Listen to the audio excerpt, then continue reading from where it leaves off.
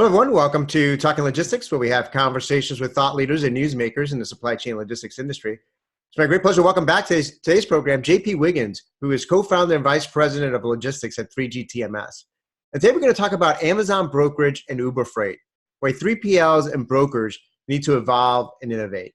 Now, for the past few years, there's been a lot of discussion about whether Amazon was turning into a 3PL and about the Uberization of freight. Well, today there's no doubt that Amazon is a 3PL as the company continues to add, planes and trucks and freight services to its portfolio of logistics capabilities. And, Uber Freight is now working with, 1,000 shippers and 36,000 carriers based on the company's S1 filing. So what does this all mean for other 3PLs and brokers in the market? And how can 3PLs and brokers differentiate themselves in this, ever-changing, competitive landscape? And how can technology help?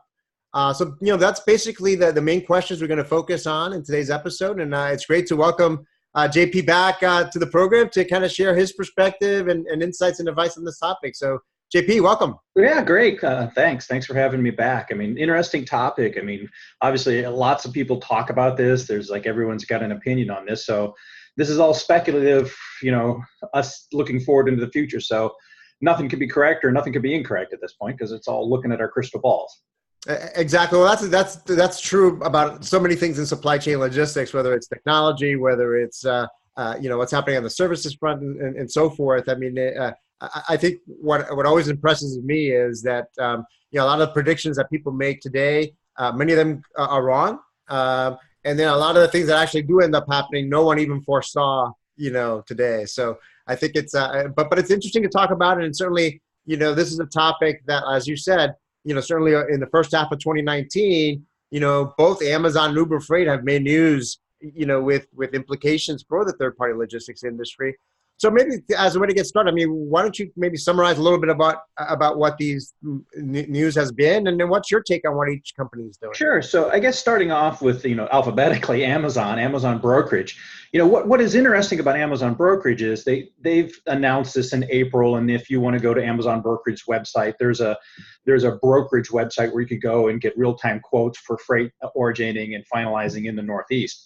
But aside from that, what they've actually are doing is they're locking up truckload capacity. They're hitting a lot of, let's call it not the mom and pop carriers, but maybe that mid-sized fleet. And they're locking up that capacity exclusives for the Amazon distribution network. And it's not a small percent of capacity that they're locking up. They're locking up a lot of this. And their internal reasons, if you read their websites and you talk to Amazon Brokerage about this, is, well, number one, we know how many billions Amazon is putting into their distribution system. And they have growth plans. And one of their growth plans, the eggheads in Seattle have determined that one of the things that's going to restrict their growth is carrier capacity in North America. And that's going to be a substantial issue. So their idea around this is to lock this up, to lock this capacity up by giving carriers dedicated loads. Now, with the excess capacity, they've created this company called Amazon Brokerage, which is acting, it's called a brokerage company, but it's acting more like a carrier to a shipper or a 3PL. So if you're a shipper or 3PL, you can hire Amazon Brokerage to move your loads. They've been reported that they're operating marginless. I don't know if that's true or not, but we know that the prices that they're giving, and it's both spot quotes as well as contract rates. So they're selling contract rates. You can go lock up a contract rate if you want, and they'll come into that. So it's an interesting lack of capacity that's happening. And let's come back to that in a second after we talk about Uber Freight. Uber's doing a different business model. Uber obviously doesn't have a distribution network they're looking at, but we know who Uber is. From the personal capacity, their idea is to lock up that mom and pop carrier, that small carrier. And they've done well. What was the numbers that you just quoted there? In their S1, they have 30-some thousand carriers or so that they're using with, which are mostly, small carriers, 10 or less trucks. But that's something that, it's not new. It's not an exclusive offering. There's a lot of folks that have done digital freight, Landstar and C.H. Robinson. Some of the few others have apps that are out there to lock up drivers to get freights. But this is Uber. Your small mom and pop, they know this. And especially there's something that I picked up on is there's a lot of minority type carriers love Uber because it's a very minority friendly, very language friendly to, groups that just, maybe are forgotten about. So it's a different way for a mom and pop carrier to get the load boards. And interesting enough, they get paid right away. Or, I think it's within 5 days. So the whole factoring process for a truckload, small truckload carrier just goes away when you get paid in 5 days. So anyway, this leads us to what's going to happen to us in this industry. And a reasonable, significant portion of truckload capacity in North America is getting locked up. What's that going to mean to us? And I think that's how I'm coming at this question. I'm not so much, these digital behemoths are coming into our industry. Well, that's a known thing. But hey, they've locked up capacity, and they're going to lock up a big piece of it. And what does that really mean? That's how I was kind of trying to approach the question. Yeah, no, those are all great points. I mean, when I look at Amazon and certainly that question about, are they becoming a 3PL? And then that, that's been known for a while, years now. Yeah. I mean, obviously, even with just their Amazon fulfillment, I mean, they've been doing that for many, many years on the warehousing side and the fulfillment side. For me, when I look at it, is like, Amazon likes to talk about this, is that a lot of what they do is driven by that customer experience, right? They got burned several years ago because of this lack of capacity, right? With the parcel carriers. And because just the rate of growth of e-commerce has just, exceeded, the physical capabilities that some of these other partners have. So they've kind of taken matters into their own hands and building out all these logistics capabilities. And as you noted, in this case with trucking capacity, that's another facet of their strategy, is to say, hey, you know what? We see that the way we're growing, we need to kind of lock this capacity in and have this capacity. And then what do? Hey, we can now that we have this capacity, we can resell some of this that for backhauls or other cases. And then Uber Freight, same thing. I think they're addressing part of the market that has long been ignored or continues to be a challenge, which is that smaller owner operator. How do you bring them into that fold? How do you bring that visibility to that segment of the market? That is the largest segment of the trucking market, which is over 500,000 of these guys. Yeah. So yeah, exactly. Well, that visibility that you were talking about was exactly right. If you think about it, even with the ELD mandate, you still can't track that mom and pop carrier. You can't track them like you can with somebody that has an ELD, because there's so many thousands of different ELD types of providers. But Amazon's got that locked out. Excuse me, Uber Freight does. I mean, Uber Freight, the drivers running the Uber Freight app, they know right where he's at. Location services are on. So Uber has an API. You can know where your trucks are at for all those mom and pops. And that's another little e-commerce benefit that's, that's kind of being unnoticed, which we're going to hit with. Right. So my main takeaway is that I think both these players are basically, in some ways, waking up the 3PL and brokerage industry. And then that's been happening for some time now. Certainly you've got the very large players that have been, investing in technology all along and all that. But I think generally speaking, I think what the Amazons and the Ubers have done is to say, look, technology is going to play a greater role in this industry moving forward. And it's really focused 3PLs and brokers to kind of really question the status quo and say, how are we going to compete? What do we need to do differently to be more efficient, more productive, more innovative, moving forward than we have been in the past. So, which leads me to my next question. So if I'm a third-party logistics provider with brokerage operation, should I view these developments as, just hype, just the hype of the moment, or do you think there's a real risk to the status quo here? Well, I think there is a real risk to the status quo. You risk being the taxi cab company here in some ways. But I also see that the technology is going to, I'm really interested in coming back to this video in 2 years to see how much the world has really evolved. But Amazon and Uber Freight have kind of been stealth here. It took a little longer for them to get involved. Uber Freight especially, it took them a little longer than they thought to get involved, because brokerage is hard. It's difficult. There's a lot of nuances that you have to really understand the industry. But I think they've gotten through that. And it's something that they're moving forward with. So if you're a 3PL or a broker out there, it's something you want to take a look at here. I see Amazon Brokerage as a way for you to add capacity. I don't know if I would want to compete against Amazon Brokerage. If you're going to go out and say, I'm going to compete against Amazon, well, I'm going to say good luck to you. You need to come up with your own service. You need to figure out what is your own technology stack, what is your own fulfillment model, and what is your own differentiator. But summing it all up in one line, I think technology is still going to play a key role. So you need to look at your own tech stack. If you're a 3PL broker, you got to look at your tech stack, because your customers, no matter who they are going to expect a high level of tech.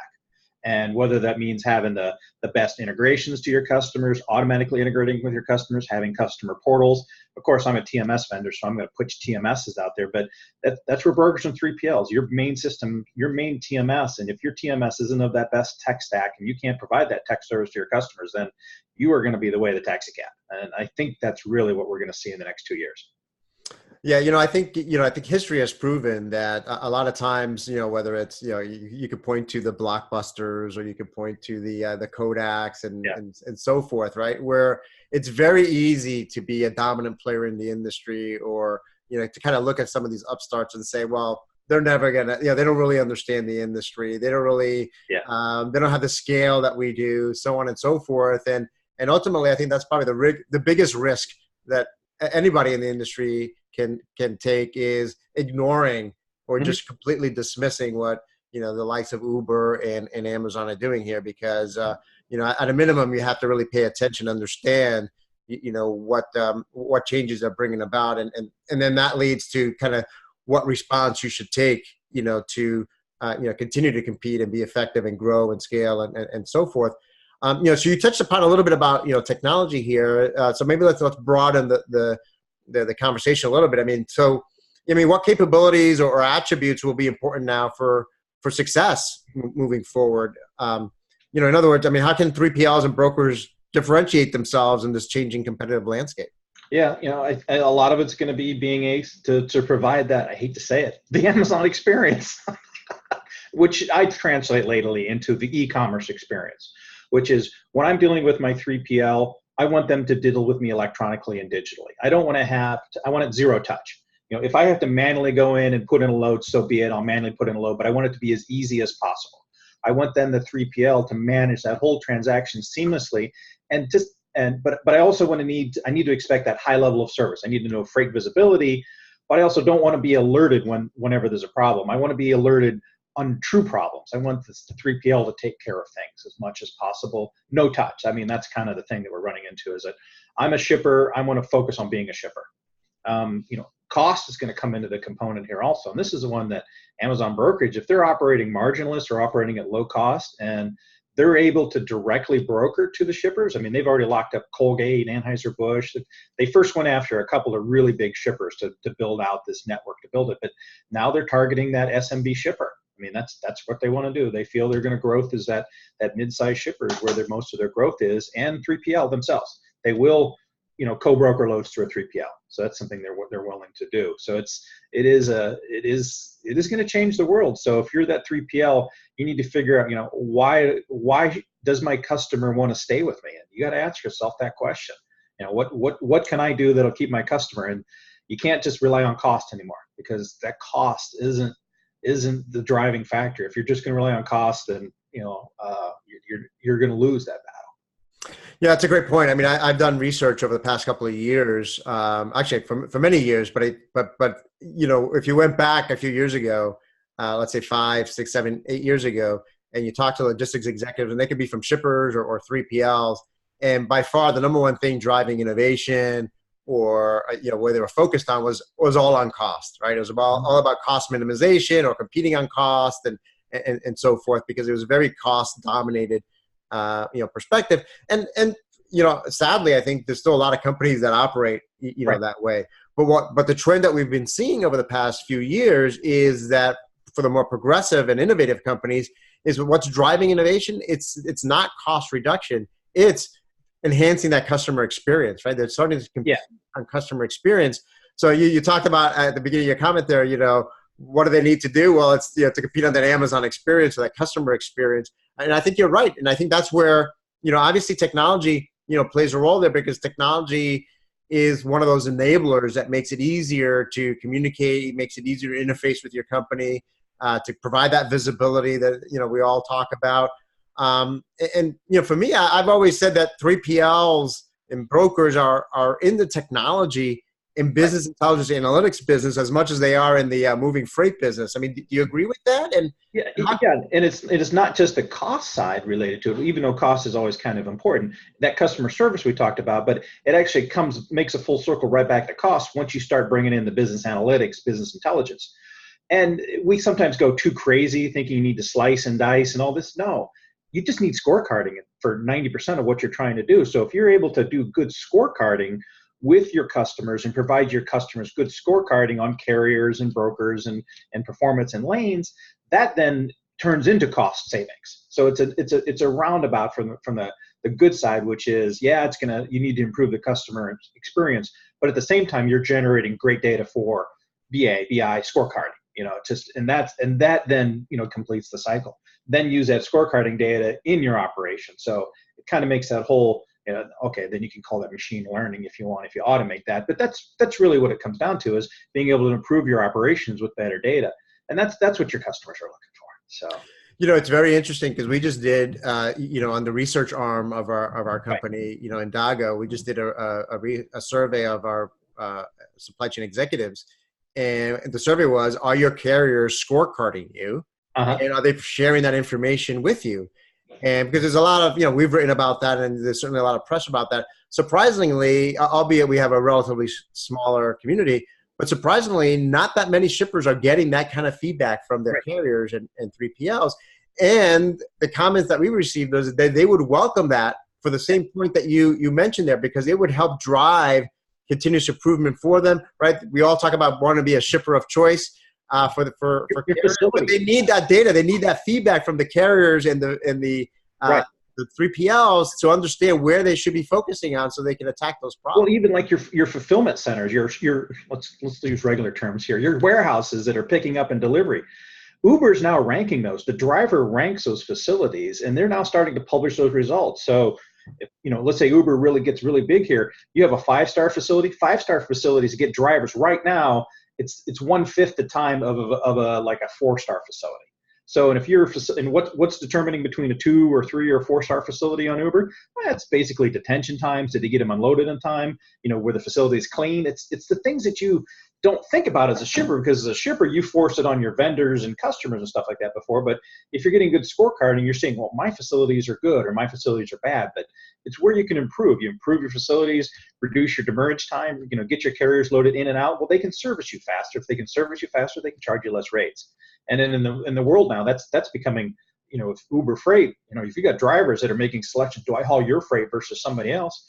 You may be picked to choose a higher cost carrier because you didn't get your load covered. Yeah, absolutely. So it's that visibility, that data. And obviously that's where, a TMS comes in, right? Because a TMS, in many ways is that hub of, that repository of so much valuable data and insight that if you're able to mine that data, that becomes valuable for shippers, becomes valuable for the carriers, and becomes valuable for the 3PLs and the brokers, right? Mm-hmm. And that's what we do on the TMS side, is bring together the order data from the order management system, the warehouse data, bring together the carrier data, bring together the cost data, bring together the finance data and the customer data, and bring it all into one data model, and then, cleanse it. That's a big piece of what we have to do, is cleanse it. But then you put your business intelligence on top of it. So, we're kind of excited to see what's going to happen here with the Amazon Brokerage and Uber Freight, because it's another method. It's almost like it becomes another method of transportation for us, but it gives us more data.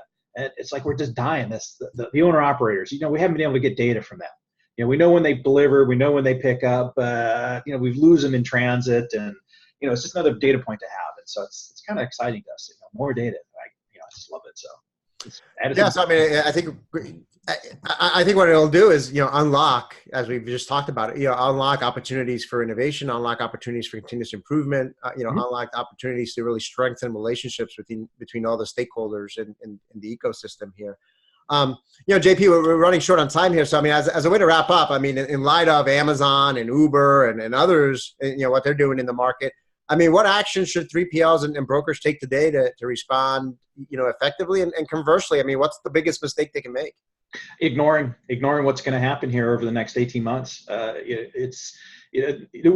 Uber Freight is doing is not new. I mean, it's something, but it's now starting to gain traction. If it gains significant traction, then we don't know if Uber Freight's going to co-broker to a broker. We know they'll let 3PLs and shippers book loads to them, but if you're a broker, how are you going to deal with that? And the same with Amazon Brokerage itself. If they're able to broker marginless or at small margins of costs, what's that going to do to your market? If you're dealing with selling to small mid-sized shippers and that's your primary market, you're gonna struggle, because a significant portion of our capacity is now getting locked up by these two big companies. And if they've got that capacity locked up, they're going to be able to rule. So in terms of thinking about competing on customer experience and competing on technology, I mean, you talked about another thing is really just kind of taking a step back and looking at the technology stack that you have, and looking at how, what you may need, where those gaps are between what your customers are expecting and you don't have a long window. Competition is and where you are today, right? You really need to look at that now. I think your window of opportunity for looking at your tech stack and making sure that you're going to be ready for this next generation is now. Now's your time to actually make that decision. And otherwise, you're going to be that taxi cab. You're going to be sitting there looking, why don't I get freight? Or, why don't I get freight anymore? Why aren't people calling me anymore? I mean, now's your time. You don't have, but the window isn't long. I mean, like I said, 2 years. I'm really curious to see what happens to our industry in 2 years, because it's about to change. I don't know where it's going to change and how it's going to change, but I guarantee you it's changing now. It's going to change very significantly in the next 2 years. I think that's the best quote, because I think you're right. We never quite fully know exactly how it's going to change and what the future is going to look like. All we really do know is that it's going to be different 2 years from now. It's not going to be manual. That's it. If you're planning on doing things manually in the next 2 years, you are a taxi cab. I mean, that's what I could tell you. So great. Our biggest protection. So. Great. Well, like we always do in these episodes, we always just manage to get the conversation started.